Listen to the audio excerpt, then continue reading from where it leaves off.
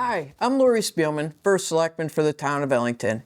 And in our August show, our guests are Catherine Havings and Robert Havings, right? Right. Yeah. And tell me a little bit about yourself, Miss Connecticut. Yes. Miss Connecticut Senior World 2025. And this is an organization that represents women. It celebrates their beauty, their intelligence, their elegance, and also their achievements. And that's how I became involved in it. I have a platform of male breast cancer awareness, and that is to honor my husband who had that, and he'll discuss that with you as we go along. But the main thing is it gives you the opportunity and the venue with their pageant, which will be held in Biloxi, Mississippi in November. So I will be participating in that, representing the state of Connecticut, which I'm very proud of, and Ellington, my beautiful, beautiful community here. Wow, that's wonderful. Yeah, so I'm really looking forward to that. Now, how did you get involved in that? That's quite an achievement. Yeah, I started being involved in senior pageants when I was 65. And I did it because I was noticing there were so many prejudices and stereotypes surrounding the aging process and the journey of the mature woman.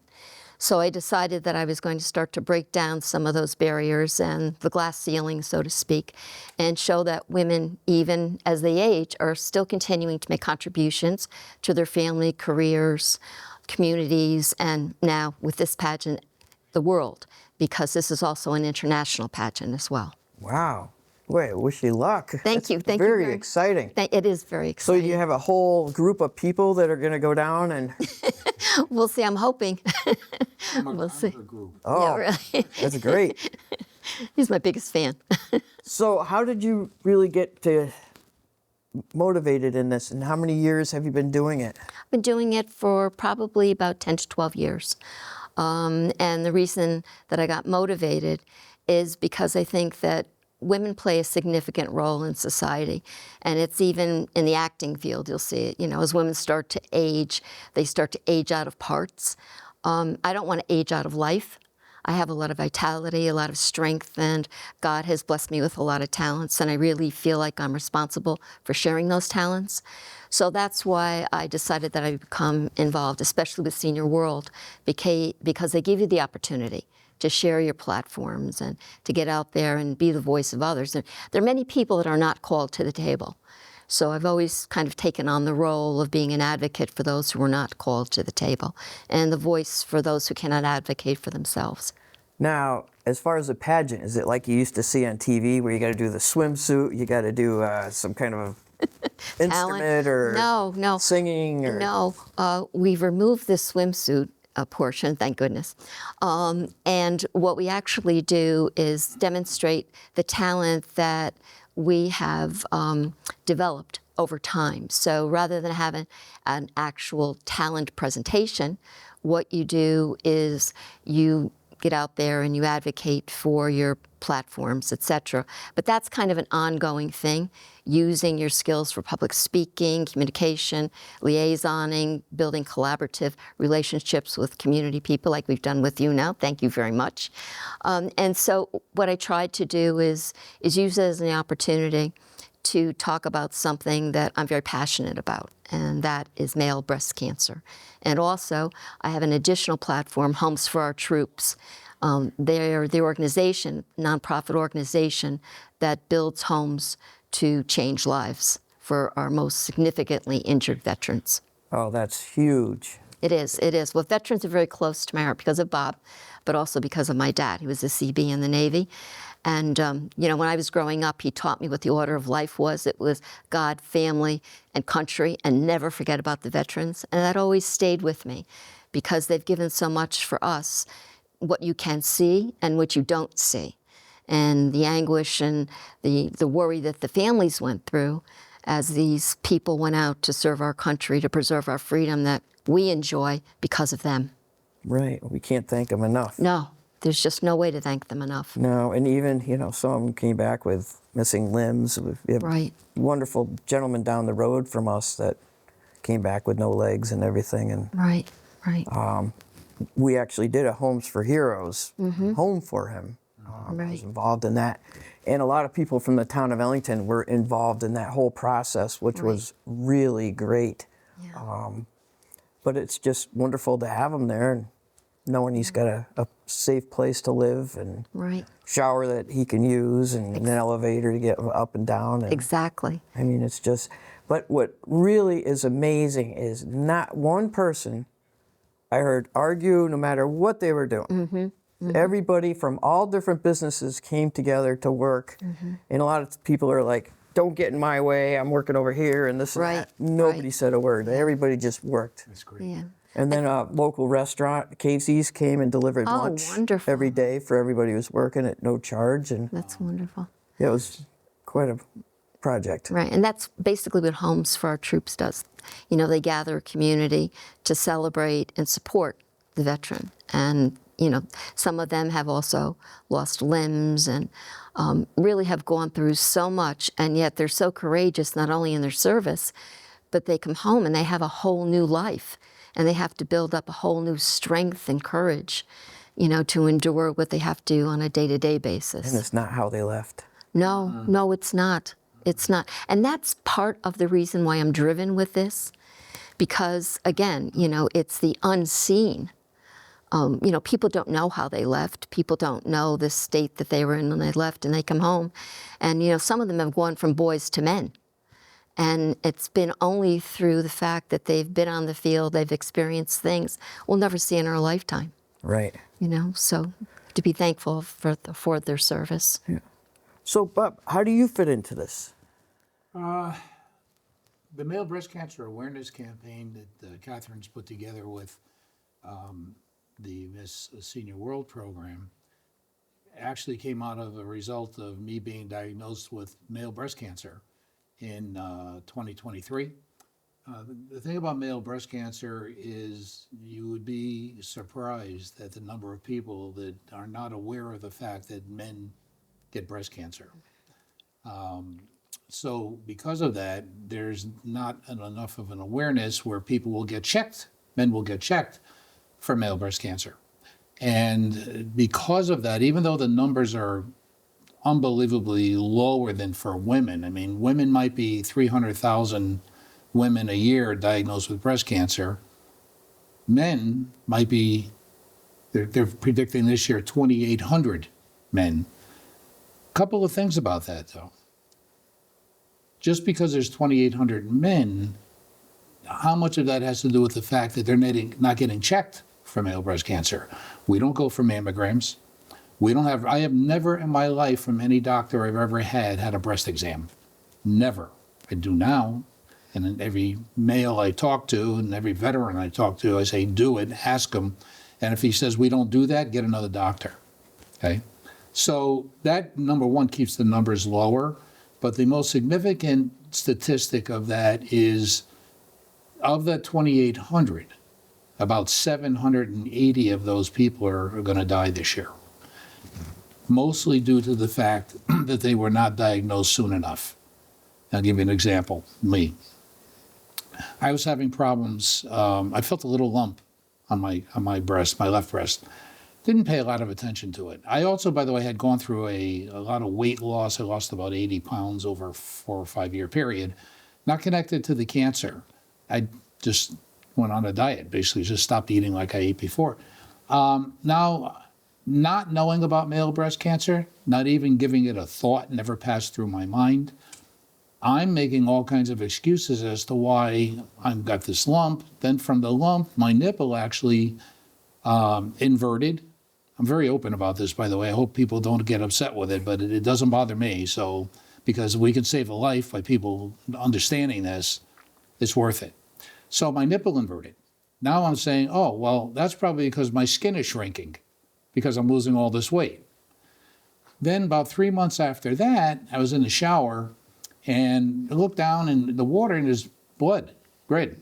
I started looking at my hands, my arms, my legs, that I hit myself coming into the shower. And then I realized it's actually coming from my nipple. It was bleeding. So I said, oh, wow, this isn't good.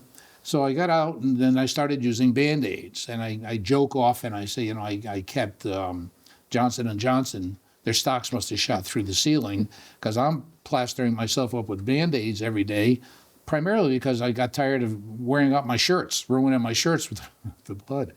And still nothing. I said, well, maybe it's a skin thing. I should see a dermatologist. But I didn't. And I said, well, you know what? I was going to see the dermatologist, but my primary is due in a month for my physical. I'll just let her know.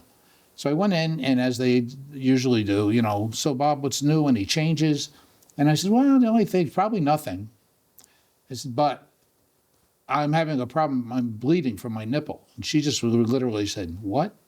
So let me see that. She checked it out. All she said to me was, well, you know what I have to do? And what I took that as meaning, we're going to have to pursue this with probably an oncologist. And so she made an appointment for me for an ultrasound and a mammogram. And from the results of those tests, they then had to do a biopsy because they were on the trail of finding something.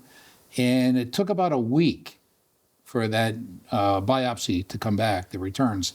So now I'm convincing myself, no big deal. If it was serious, they would have called me right away. Not true. They called me on a Friday, my primary, and she says, Bob, I'm awfully sorry. She says, but they come back positive.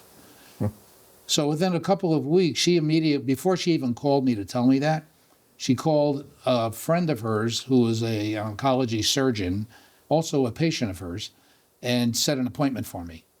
Her name was Dr. Berger, genius, young person. She looks like she's about 12 years old. Really, it's a genius person, wonderful. And then we met.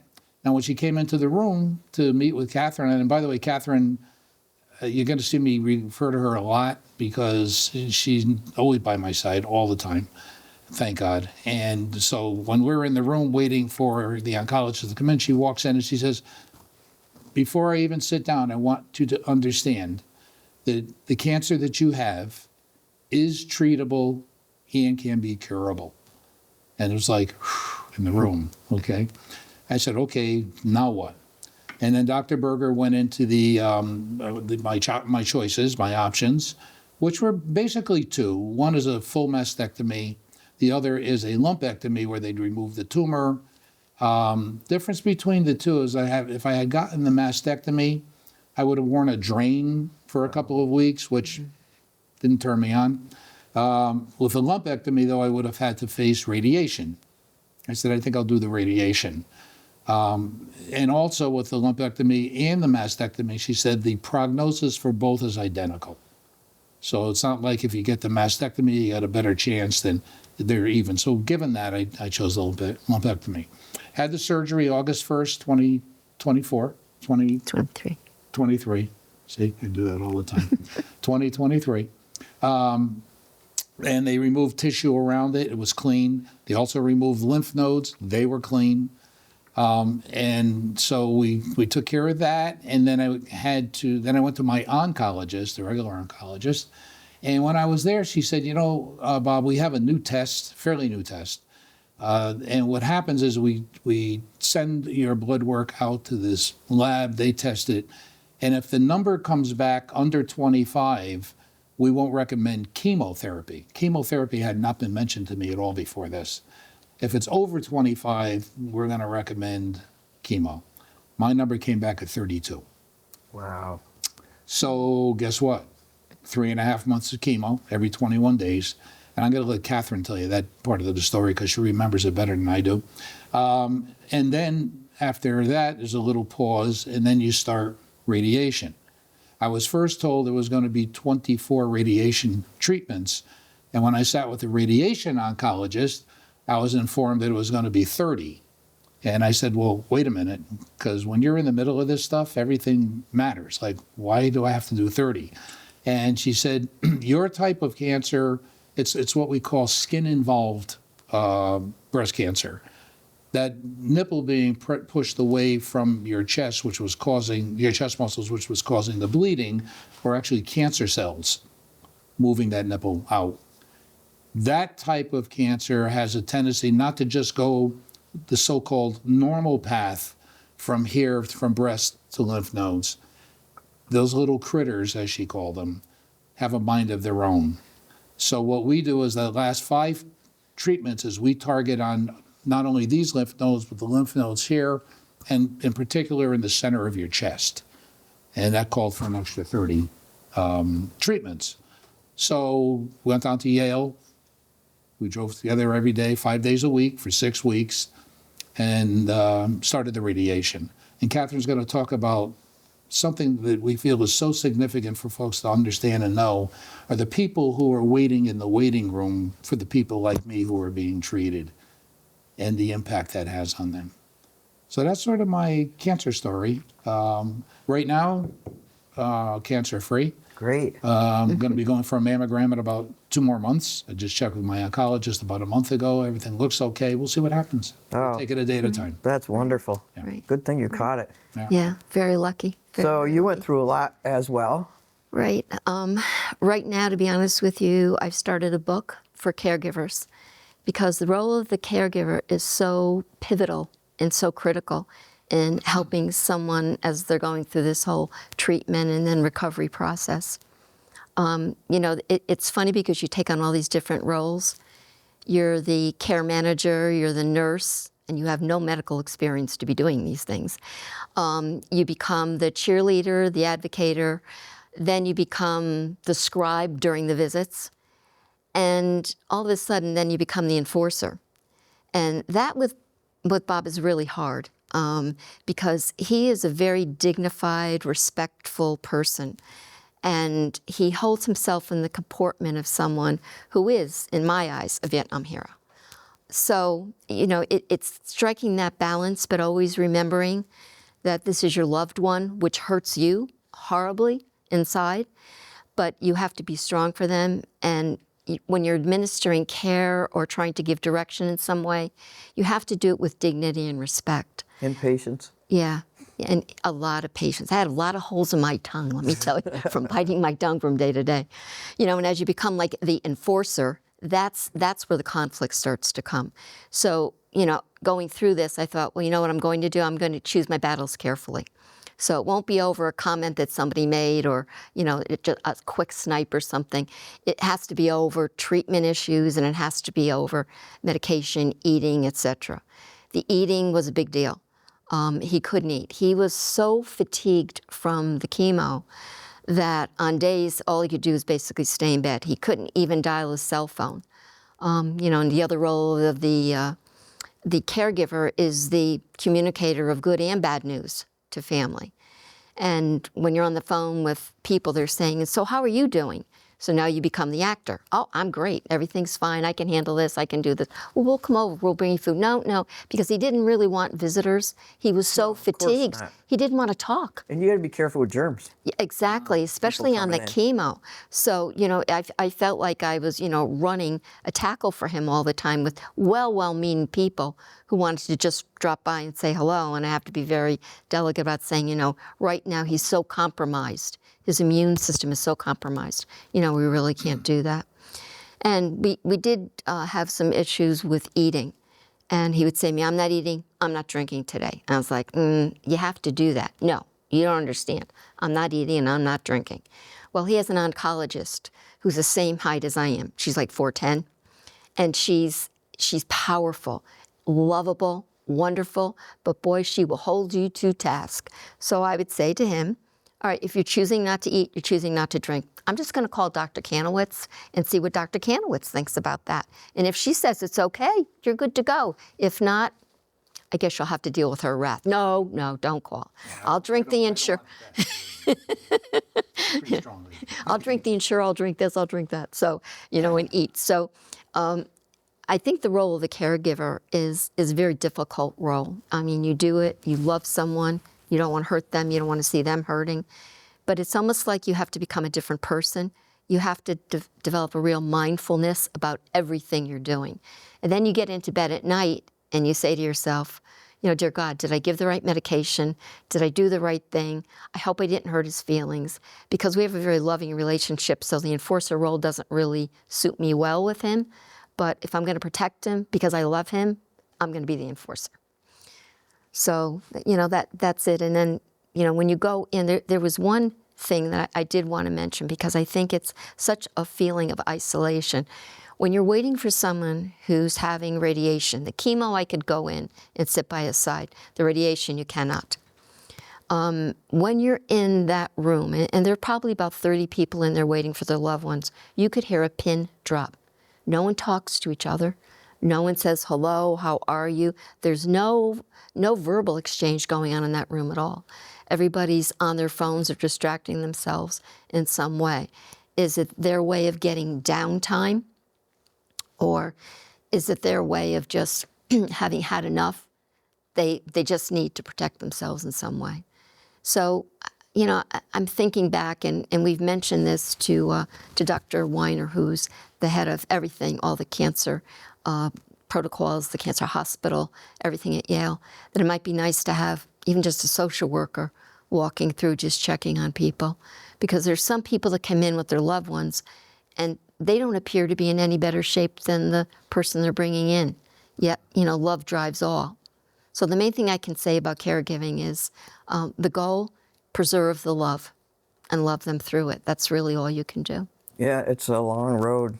It is. Yeah, It is a long we went through road. that with my mom and stuff Oh, like sorry. that. So. Yeah. No, but you got to do what you got to do. Right, exactly, exactly. And sometimes you just can't keep going with chemo. No, No. no, No. no. There comes a point. I did my graduate work at Yale in oncology. Wow. That was my field that I most interested in as a clinical social worker. So I worked with a lot of families, but I have to be honest, absolutely nothing prepared me for what I would be going through with my husband, who you love more than life. You know, you can be there and you can try to help people as they're working with their loved one. But then when it's you almost feel in the beginning like you're floundering. It's like all the skills that you built, all the skills that you have just escape you. So, you know, but our love got us through it. Absolutely. As a matter of fact, we even got engaged in the middle of chemo. Wow. After my second chemo treatment, we got engaged. Really? Oh, yeah. We just said, Life has to go on. You know? yeah. Well, we decided that, you know, we'd get cancer before cancer got us. So, Bob, tell me about this book. Sure. Came as a surprise to me, too. Earlier in the year, I was contacted by a friend of mine who's also a veteran, and he said he had spoken to this gentleman out in Missouri, Milt Tarati, who's the author of that book. Milt is an interesting gentleman. He's a retired Army lieutenant colonel, Vietnam veteran also. And since he was 13 years old, he started writing oral histories of veterans. And the first gentleman he interviewed at 13 years old was a 105-year-old Civil War veteran. Wow. And it began then. Through the years, he had done 161 books, and mine was 162. I had no idea this was going to be done. Milt contacted me, and we did this all by phone, interviews and back and forth. So that's how the book came about. The book is about my squadron that I was with in Vietnam, called VO-67. VO-67 actually got the name of the Ghost Squadron because we didn't exist. We were a clandestine, top secret mission that was actually operating in Laos, and at the time the United States disavowed that we were in Laos, but we were. Famous place called the Ho Chi Minh Trail. And we had special training and technology to lay what they called electronic sensors along the Ho Chi Minh Trail.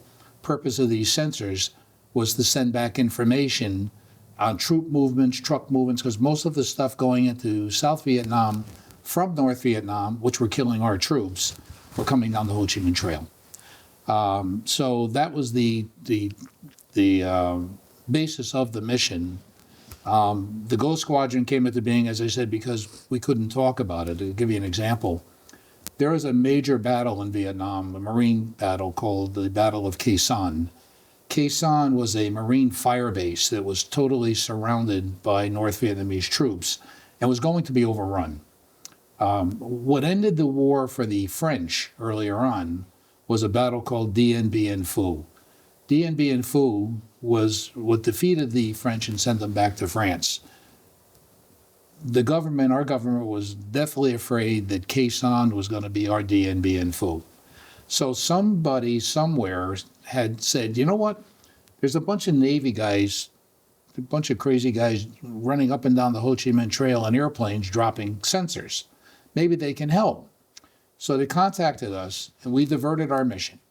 And we laid sensors from sometimes 50 feet off the deck from these aircraft all around Quezon. We covered every approach, every tree, everything you can think of.